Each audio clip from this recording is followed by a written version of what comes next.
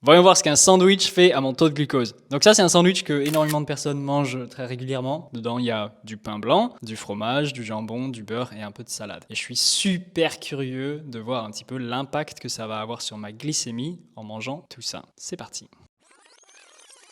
Ok, ça fait exactement 2 heures que j'ai mangé mon sandwich et je suis très curieux de voir un peu l'impact que ça a eu sur mon taux de glucose. On va regarder ça maintenant. Moi, j'adore manger des sandwichs. J'ai mangé ça pendant toute mon adolescence, au lycée, en université. C'était sandwich tous les midis, donc je suis curieux. Au fait, j'ai vu qu'il y avait pas mal de gens dans les commentaires qui demandent quelle appli j'utilise pour analyser mes repas. Celle que j'utilise s'appelle Sugar AI. Donc c'est vachement simple, tu prends en photo ton plat et ça te donne le détail nutritionnel, les calories, les sucres, les macros, tout ça. Donc c'est pas toujours 100% parfait, mais honnêtement, je trouve que c'est très important de garder un historique de tout ce qu'on mange et de savoir en détail ce qu'on mange. Du coup, moi, je trouve ça très utile. Waouh.